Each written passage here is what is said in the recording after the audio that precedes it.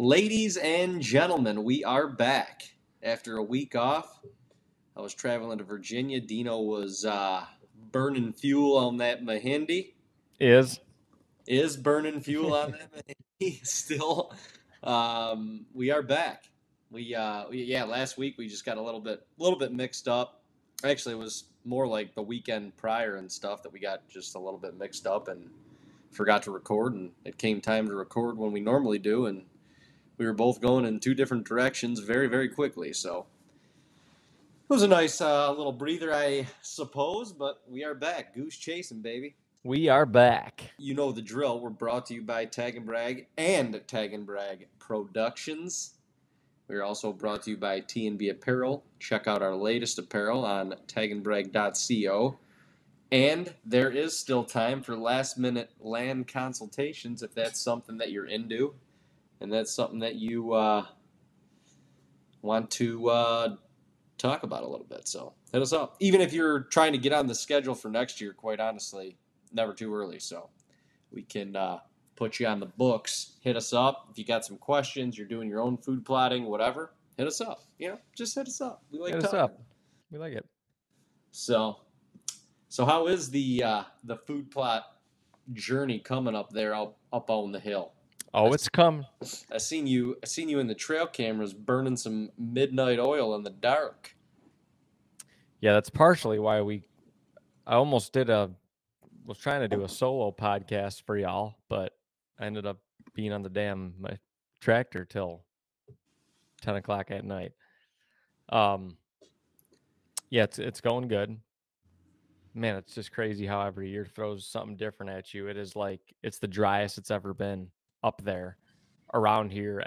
It's the driest it's ever been at the end of May, and the 2-week forecast shows 0 chance of rain, which is nuts. So planting is going to be a little bit interesting here in the next week and a half, especially because our schedules are nuts.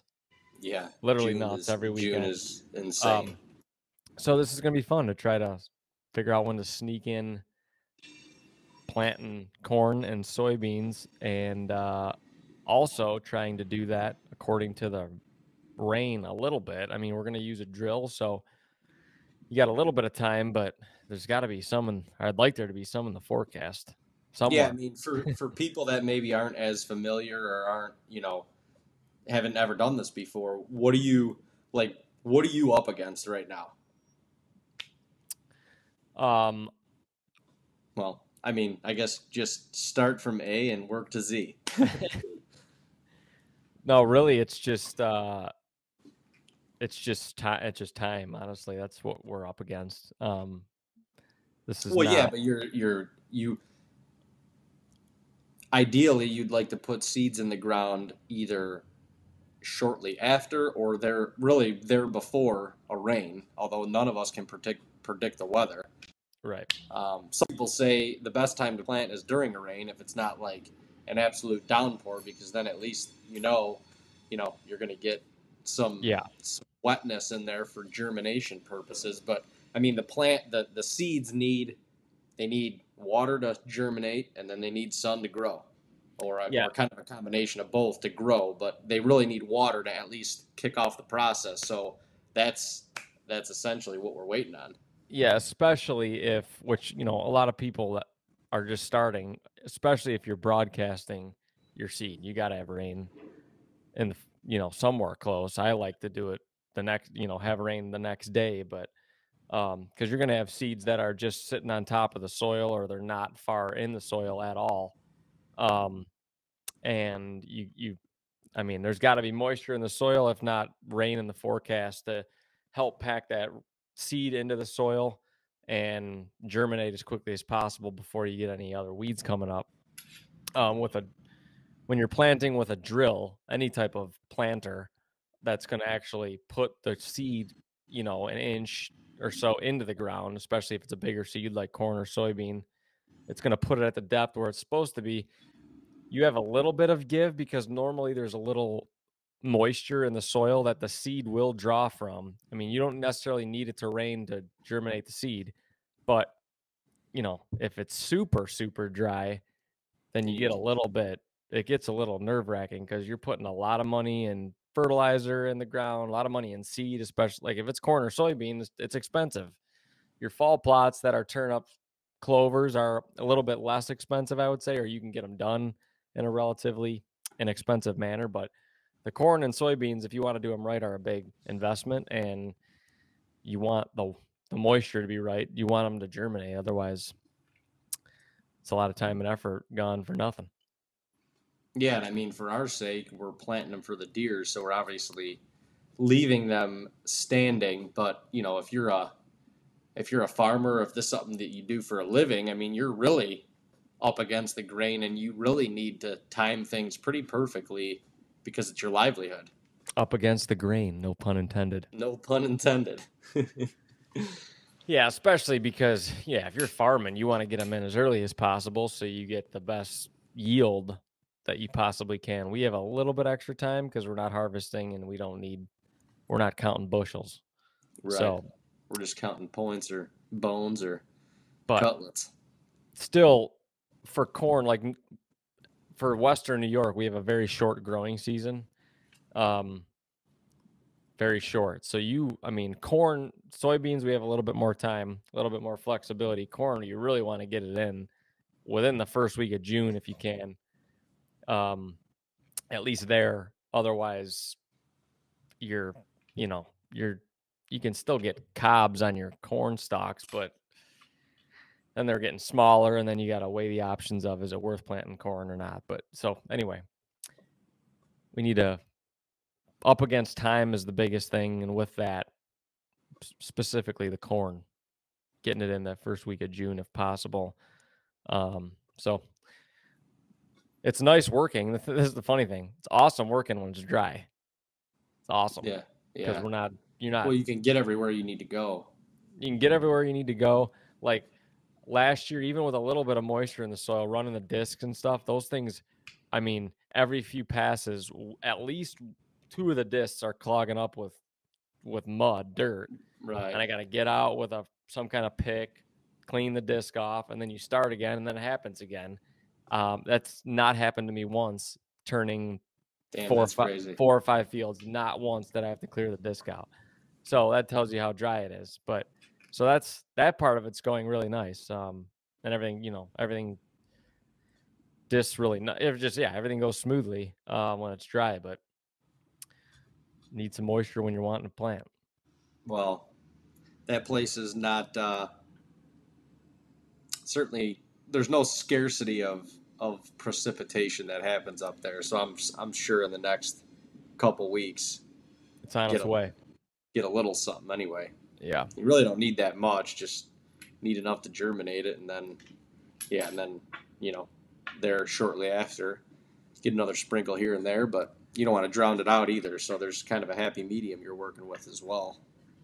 I think farmers say about a half an inch a week is like the ideal, Perfect. perfect amount. But Mother God, Nature doesn't give us a half an inch a week, Lord.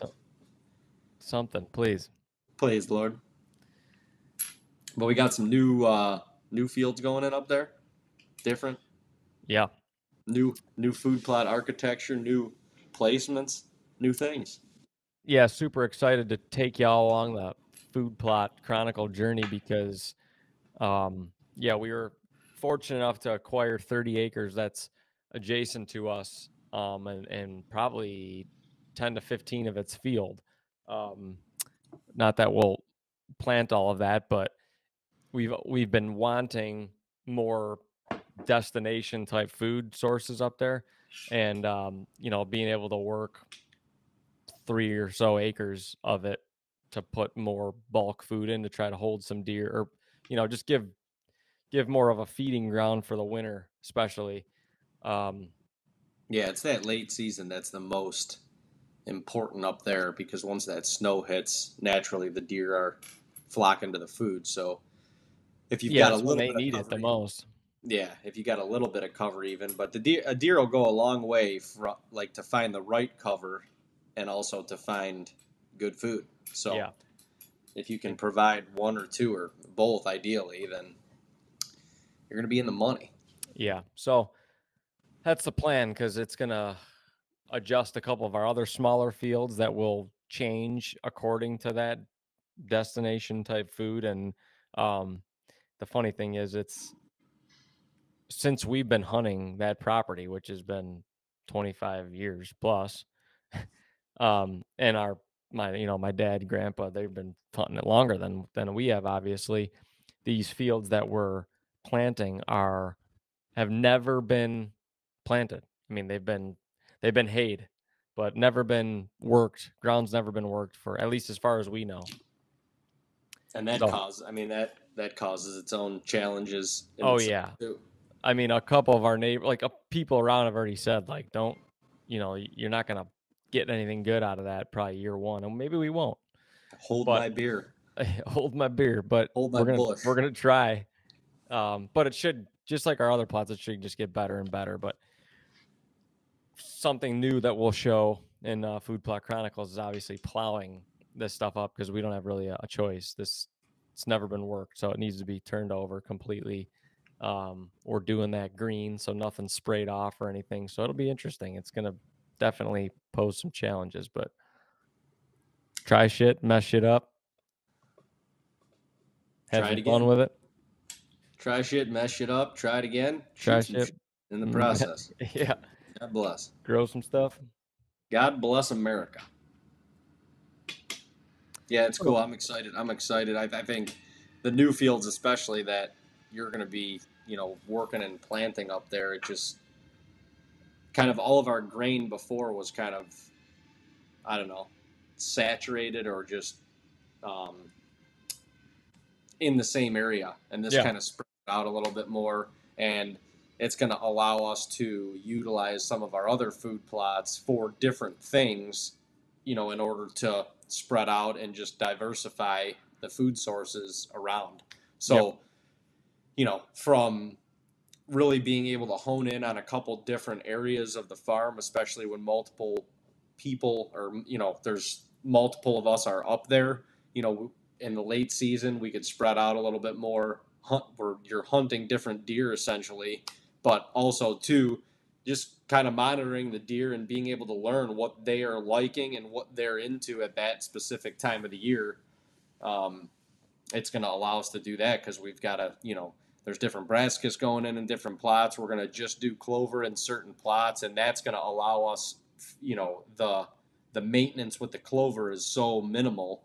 Pretty much once it's planted, you're mowing it a couple times a year, maybe spraying it a time or two a year, but you're not turning anything over. You're not, disking it and going over it multiple times with the tractor. So for those spots, it's going to allow us to focus on other things.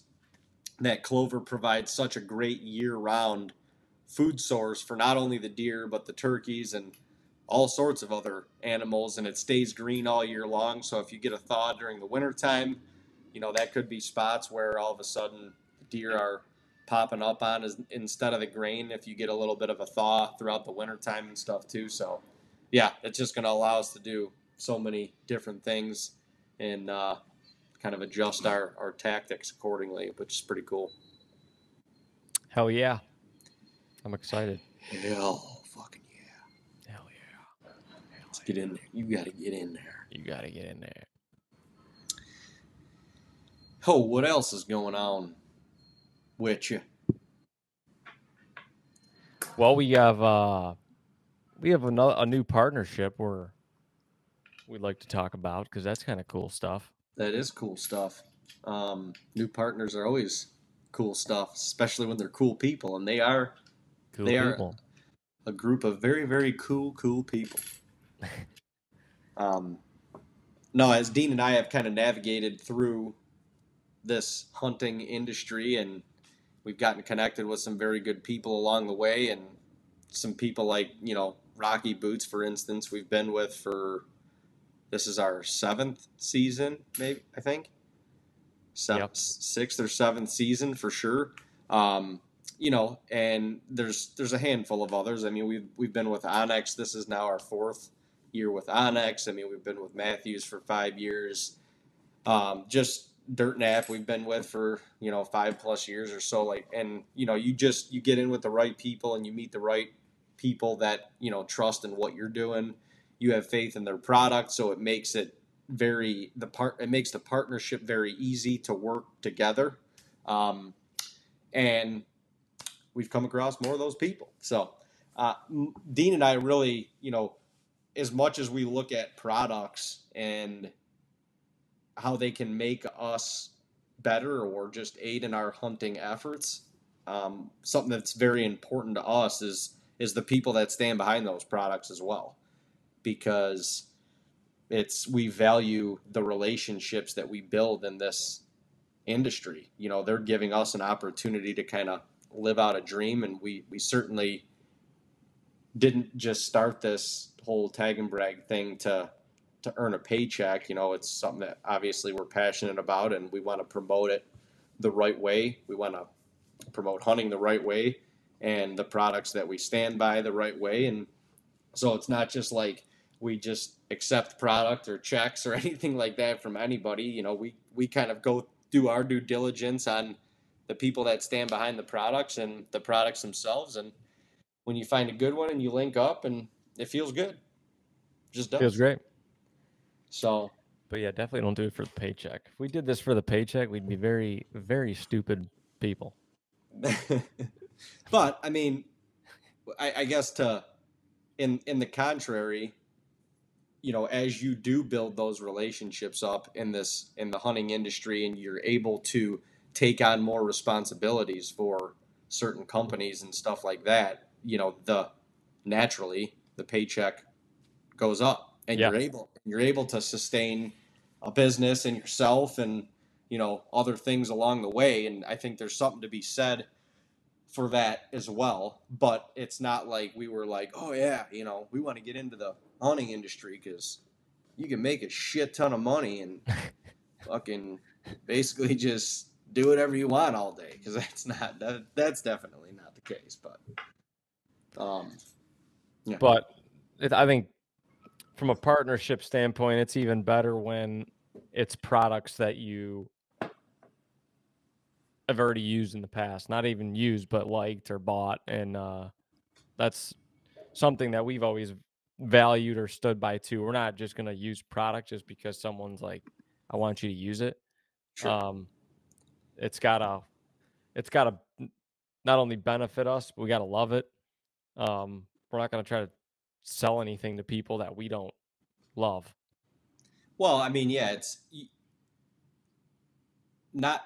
I'm not like tooting our own horn by any means, but at this point, we've put ourselves in a position where there's people watching, there's people listening. It might be a new hunter. It might be a hunter that's looking to get an edge on something, or just needs a little tip, trick, whatever.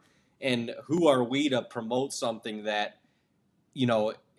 is that we're just promoting it for a paycheck, basically, that we don't believe in. It's just another thing to add, for us to be able to pay the bills and whatever like that.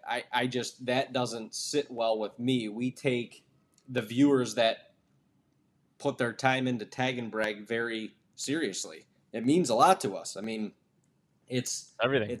It's gotten us to this point. Yeah, it really is everything. And so we would never, I don't know, just couldn't look myself in the mirror in promoting a product that we didn't firmly stand by, and that we would use in the front lines of our own hunting efforts as well, or that we haven't already used. I mean, we really don't create partnerships with anybody that we just haven't had any experience with the product before. If we're in that position, it's like, hey, why don't you just send us some product for this year, allow us to use it, see what we think, relay some feedback, and then we can talk about like coming up with a partnership, from there, that kind of marries us deeper, if that's okay, or if that's interested on both sides. But to just basically take something, off the shelf that we've never used before, get a paycheck for it, and, throw it out there and be learning it while we're selling it, it's just not how we roll. And We've had which the is opportunity to do that, but have not. yeah, for sure, no doubt. But this particular company product is one you'll probably find bottles around camp or potentially in my dad's hunting knapsack Oh, he's probably still got bottles of this stuff from from like the late years ago. 90s. Yeah, my dad is a scent. He's a doe estrus. So I guess we kind of gave that away a little bit, but he's a scent freak. Like when the page turns from September to October, October 1st, them boots are getting doused Yeah. with eustress. I mean, it's like they're like 5-hour energies to him. Like a bottle that big is like it's a one-time use. It's a one hunt. You know, the little bottle's a one hunt bottle. That's all it is. For sure. It's a one hunt bottle. Like I remember as kids, and this was like one of my favorite things, growing up when we hunted. Dad was taking us in bow season. You got like you got 150 yards from the tree stand, and it was like stop. He had that little what am I trying to say? The eyedropper. Well, no, but the pouch. Oh, It was like I'm thinking of knapsack, but what's the pouch that you put around your fanny pack pack? It was more of like a fanny pack style pack. of sense. And he had all sorts of things in there, calls, mainly scents, scent hangers, scent droppers, scent wicks, scent dipsticks, scent drags, all a lot of things. So, but he would get out that bottle, and in the dark, he'd be like, "Let me see your boots. Let me see your boots." Squirt my boots down. Oh yeah, squirt one boot down. He'd be squirting Dean's boots down. He'd squirt his boots down. I'd be like, "Dad, you missed my other boot. Put it up there. Squirt that thing down." You'd walk like you'd like hold your foot up, get it on the bottom. Yeah, right. Get it on the bottom. So we want leave contact for sure. We'd walk like 30 yards. Stop. Do it again. Reapply like friggin' sunscreen. Yeah, like you're sitting on the beach and it's like 95 and the UV is like 14 and you're just like gotta reapply every 15 minutes. But we would do that from the 150 to 100-yard mark to the stand. We would reapply, I would say 2 to 3 times before we get there, and then one of us would probably climb up into the stand. The other one, either Dad would send us on a mission to go hang like wicks and stuff all like 360 around the whole stand, or he would go do it. He would be spraying branches, wicks, dipsticks. The whole place just smelled like a eustress factory. Eustress. I don't know why I said why that's so funny. Oh, this is hilarious. It's like let's stink it up. Let's stink it up. Don't matter when it is. As long as it's October, we're going to stink it. They're going to smell us from miles away. Well, I guess without further ado. So this product is... Just hold it up. Hold it up for the people on that the radio watching. For the radio to see. For the radio listeners, this product that we're talking about and the new company that we are partnered with is Code Blue. And they just sent Dino and I these really nice packages of... I kind of peeked a little bit, but I did not move it around at all. Touch it. I wanted everybody to see this display because this is what I'm talking about here when you know you're partnered with good people, when they send you a welcome box like this. And I'll kind of open it up here and you can see, there's a ton of stuff on here. But look, at the first thing that you get is a handwritten note. And we like to pride ourselves on this because we send this stuff, Dean does all the apparel and everything, and he does put a handwritten note in there. But there's something about a handwritten note that makes you feel good. It says, "David, we are so excited to have you and Team TAGNBRAG partnered with Code Blue. We can't wait to see what's in store this upcoming season. Here's a little welcome from the Code Blue family. I mean, that's just nice. That's just nice. That's just like that. You want to go to work for people like that. That's for sure. So what do we got in here, Dino? We got a really nice Good stuff. Code Blue hat. I mean, this is good. Yeah, this is more than good stuff. Couple Code Blue hats. This is sweet. I do need an orange cap. That's important, especially down here in Tennessee when the Orange Army comes out. The Warriors come out to play. Yeah, we got some scent elimination. Oh yeah, some field spray. This is funny. Like whenever we go to North Dakota, we usually make a trip into Shields. Always. And we always pick up the Code Blue. We always pick up and it's usually like the essentials kit, like the spray, the soap, the field wipes, deodorant, some wipes. You got the field wipes right here, which these are multi-use. That's for multi-use. Sometimes when the coffee hits too hard after you hit the cafe.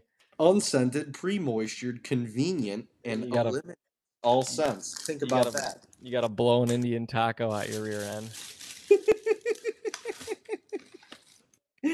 My gosh. The first of many. Code Blue Whitetail Buck Urine. Don't show that to Dad too soon. He'll have that on his boots before the season starts. This is badass.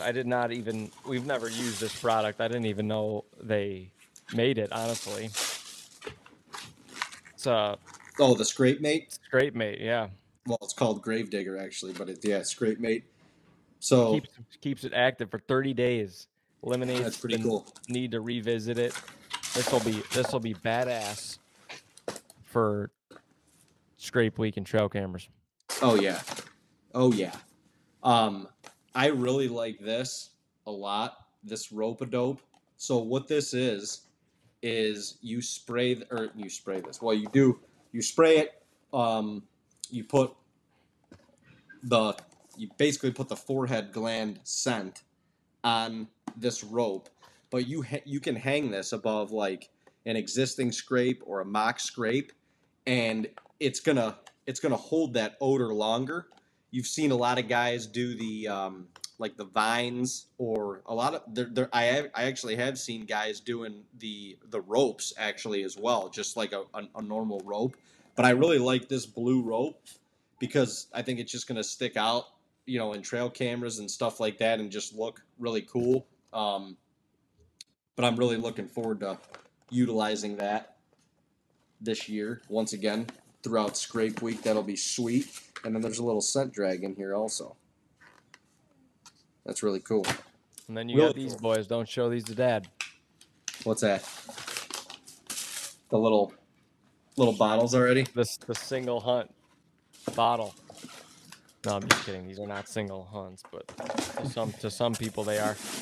But this is honestly something we love to use that I feel like is a little bit of underestimated is just regular doe urine, not estrus doe urine, none of that getting ready, pre-rut, none of that stuff. Just regular doe urine, and using this as a not just as a cover scent, but I think when you use it around your hunt,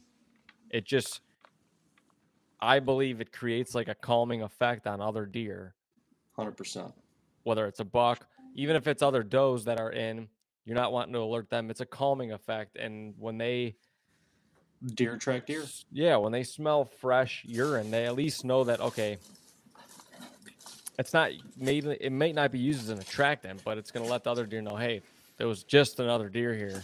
Like, This area is probably safe. Which it's not. 'Cause we're here. But no, I love using the regular doe urine. I think it's very useful in a lot of different scenarios all season. if there is one scent that I always have in my bag, that's it. Yeah. Because I utilize it, like you said, during almost every hunt. When I get up into the stand, I'll spray a little around me. I just want that deer odor around me to have that calming effect on any deer that are coming in, because more than likely you're going to have to beat multiple before you get to the one that you actually want. Correct. I got to change my battery real quick. Change it. And we are back. Ooh. So yeah, Code Blue, pretty pumped. Code Blue is under the Pradco EBSCO umbrella, which is cool because Moultrie Mobile, which is also one of our very good and one of our main partners, is under the same umbrella. So having these two, especially those two, where it's kind of a combination product, especially when we're monitoring scrapes towards the end of October and stuff, under the same umbrella. Great people, great, everybody that we've met there has been phenomenal, super friendly, super open to our ideas.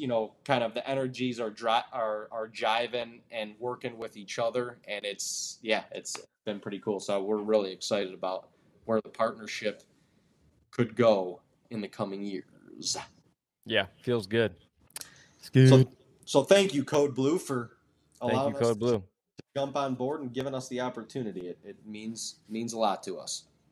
We are excited. Well, Dino, you gotta run. You gotta get the years. I gotta run. I got a few appointments. So it was a short one for me, but Dave's gonna wrap. Yeah, I'm gonna stick around and talk a little bit with you guys. Solo dolo. So I will see y'all next week on Goose Chasing. Appreciate it. This is I feel like I'm a guest this week. You are a guest. Send me out of here. Dino, we will see y'all soon. See y'all later. See y'all next Wednesday.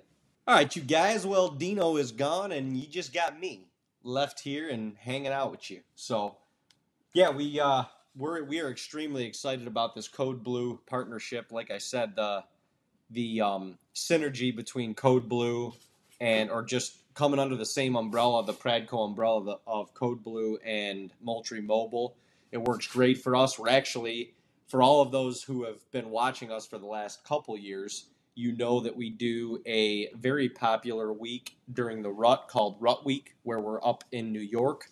And it's Dean, my dad, Uncle Jay, myself, all in camp together. We've partnered with Rocky on that for the last 4 or 5 years, and it's been a huge success. So many of you have reached out and talked about that week. We've gotten great footage over the past couple years during that week, and it's really the week that we all set aside each year, no matter what we're doing, no matter what's going on in life and our hunting extravaganzas. We've got a lot of opportunities that we've been fortunate enough to, kind of bring to ourselves and traveling around and hunting in different places. But no matter what, we set aside that week to 10 days each year to all go back to camp and enjoy it, get back to our roots, and just all enjoy that camaraderie together. That what got us started in this whole tag and brag, journey together. And we don't waver on that. That is a hunt that is planned as soon as the last day of Rut Week ends.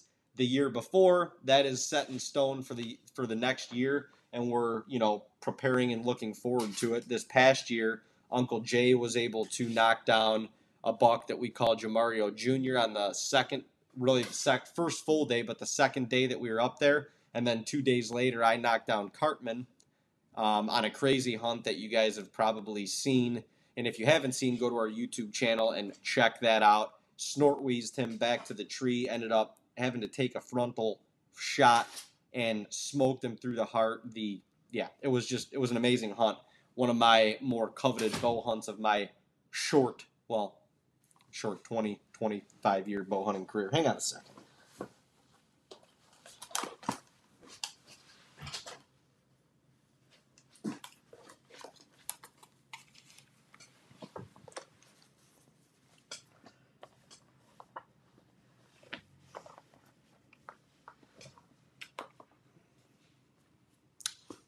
so that week is always a week that we really look forward to.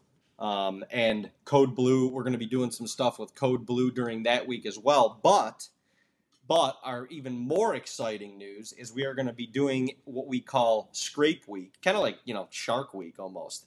It's like Rut Week, Scrape Week, whatever. Shark Week, we're trying to become the Discovery Channel apparently. But we're going to do something that we are calling Scrape Week, and that is going to come in the last 8 to 10 days of October when the bucks are really getting on the scrapes, when they're starting to become more daylight active, and when we transition and monitor a majority of our trail cameras are moved at that point to scrapes so that we can monitor what bucks are hitting what scrapes, what bucks of the target bucks that we're after are becoming more daylight active or getting closer and closer to daylight active. That can be a very vulnerable time of the year to kill a buck. And honestly, it's one of my favorite times of the year to hunt because typically the does, or at least the majority of the does, are not ready to be bred yet. But the bucks are. I mean, we're bucks, we're dudes, we're ready all year long. I mean, if the doe's hot, you're going to get it. You're going to sniff it. You're going to pursue it, and you're going to get it. That's just how it is. And that's not being disrespectful. I mean, that's just human nature, baby. We're put on this earth to procreate. We're put on this earth to make more of us. So if we see an opportunity to make more of us, we're going to make it.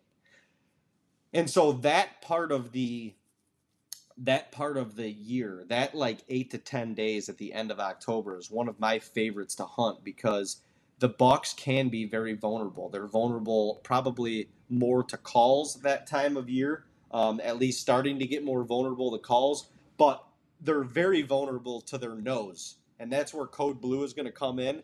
The Moultrie Mobile is going to allow us to monitor that, and it's going to really be the deciding factor on where we hunt, what specific locations that we're going to hunt that day. And so we're doing this thing. We did it last year a little bit. We didn't partner with anyone on it, but we kind of just experimented with it a little bit last year. But this year, we're blowing the doors off, baby. It is going to be a full-on promotion, Scrape Week. It's going to be like Shark Week on the Discovery Channel, only Scrape Week on TAGNBRAG, YouTube channel, Facebook, Instagram, TikTok, the whole nine. And we are pumped. Code Blue is going to be co-partnering it with Moultrie Mobile, and it's going to allow us to talk a lot of tactics. It's going to allow us to talk a lot of deer behavior and situational stuff that, once the rut comes, it's kind of a crapshoot. It's almost like being more lucky than good at that point. But during that time of year, if you can kind of read the deer and the deer language specifically via trail camera, and if you can manipulate them a little bit with the Code Blue, you might just put yourself right in chips to get something done. And we're really excited about that. Like I said, it's going to be the last week of October. We're going to have hunts coming from Ohio, New York, Tennessee, potentially Kentucky. So at least 4 different states that will have hunts coming from. So that's going to allow us to kind of relay feedback from 4 different geographical areas, which is really cool too, because Rut Week, at least in its existence so far, has been focused on, us getting back up to New York. And it's obviously the hunting is the main focus, but really getting back to our roots and the camaraderie and kind of getting back to where we came from is the most important part of that week. The success of the hunt is a byproduct, and we've been fortunate enough to have a very great byproduct of that over the last couple years. But Scrape Week this year is going to be off the chains. You can believe that. You're going to hear right now it's going to be off the chains. So we are excited for Scrape Week on our YouTube channel and Facebook. Compliments of Code Blue and Moultrie Mobile. That was a long rant, but it felt good. I'm excited about Scrape Week right now as it is, and it's not even here yet. I didn't even see like a trailer or a promo or anything like that. I feel good about it. But that's pretty much it. That's what we got going on. I was traveling to Virginia this week, so I was a little busy working with Jeb Burton and Crossroads with the Burtons on the Sportsman's channel. Got a couple of the first episodes that are getting submitted this week. Those will start airing on the Sportsman's channel at the end of June. I believe our primetime slot is 7 p.m. Eastern on Tuesday. There's also a couple other slots throughout the week, but I'll have more on that as it gets close. It is basically an in-depth look at Jeb and Ward Burton and their racing careers, how they juggle their racing careers and their outdoor lifestyle. They give so much back to conservation, and it's been a really cool group of people to work with because it's very humbling as much as they give back and as much as they do for conservation, for the land, for veterans, all sorts of things, but they are all about the outdoors and living that outdoor lifestyle. And so that's been very motivating and just eye-opening for me, to be completely honest. And they're very hard workers also in their NASCAR field.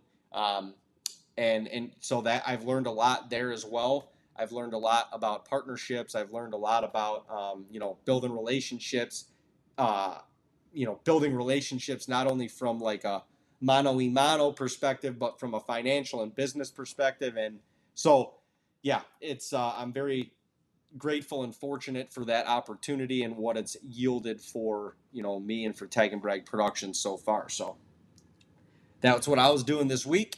And now we got a couple more days of turkey hunting in Tennessee. I think I'm going to get back out there over this weekend, which, as you guys are going to be hearing, this turkey season will be over in Tennessee at that point. But we're going to give it another go for the last day or so of the season, at least get a couple hours or so here, and to see if I can match Dino and tagging out in my home state of Tennessee now.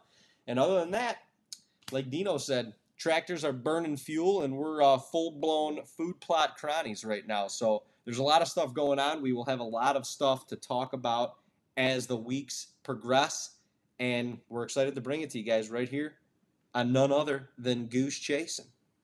Please, you guys, like us, follow us on Facebook, Instagram, TikTok, subscribe to us on YouTube. We have a video portion of this podcast that comes out every week on YouTube as well. The shorts are off the chains right now. We got short content reeling out on Instagram.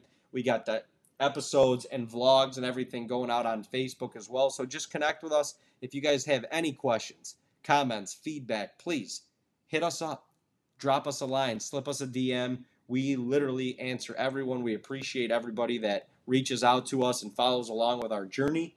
And yeah, that's it. If you guys want to see anything from a Food Plot Chronicles perspective, hit us up.